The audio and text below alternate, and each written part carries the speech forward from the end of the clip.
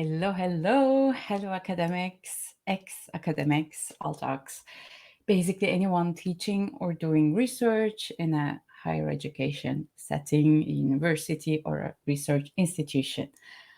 Good morning, and welcome to day one of 30 days, 30 tips for academics to prevent and overcome burnout in academia. I am Özgün Ünver, a burnout and well-being coach from Mind Your Own Revisions. And in the coming 30 days, I'll go live every single morning at 8 a.m. Central European Time to share the tip of the day. But first, a little disclaimer. Feel free to post any comments or questions during or after the live stream, and I will definitely get back to you. Now, without further ado, let's dive in. Today's tip is all about assessing your risk of burnout. Well, the occupational burnout syndrome has been in the literature since 1970s, and the definition that was very widely used for many years defines burnout with three characteristics. The first one is feelings of energy depletion or exhaustion. Number two is increased mental distance. And number three is reduced professional efficacy. Well, that's how they called it, like feelings of lower performance, let's say, something like that. However, in the past few years, there's been a lot of efforts to understand the burnout syndrome better, and this required a redefinition of it. And lots of research has been done also in my alma mater. And I have done 2 masters and a PhD in the University of Leuven in Belgium, and I've been working there for many years now, 8. And a team that did research about burnout in the last few years came up with a new definition. So, according to their definition, burnout has 4 core and 2 secondary symptoms. So, let's go through them together. The core symptoms are 1, exhaustion, 2, mental distancing, 3, cognitive impairment, 4, emotional impairment.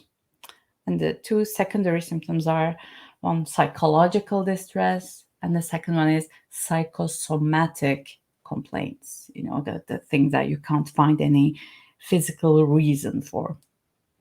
So these researchers came up with a great tool called the Burnout Assessment Tool. I suggest that you do this test just for yourself.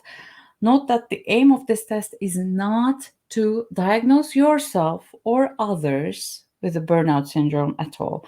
What we can do, however, is get a deeper understanding of what burnout is, whether we are at risk, whether we recognize ourselves in any of these symptoms.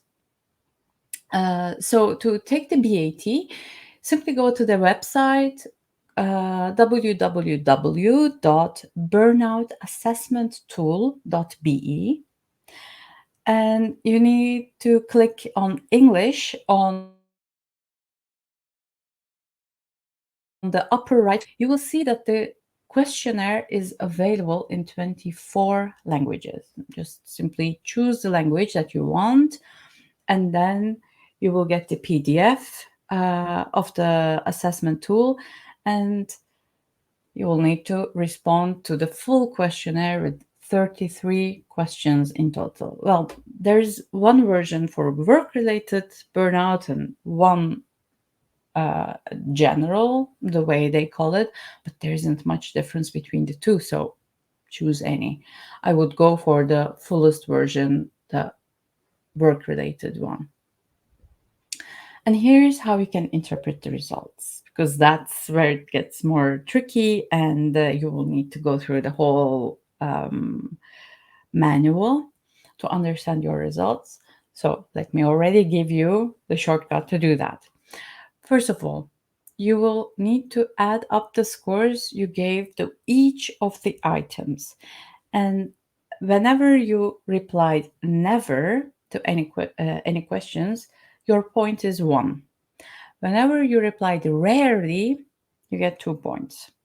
Whenever you reply sometimes, you get 3. Often is 4, and always is 5 points.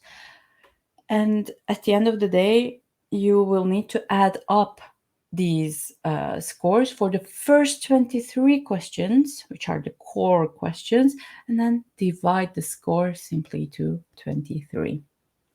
And this is the average score for the core symptoms. And then you will need to add up the scores again once more for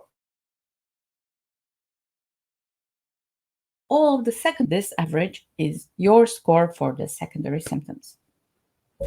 The thing is, BAT is a relatively new tool, and the cutoff values are not absolute.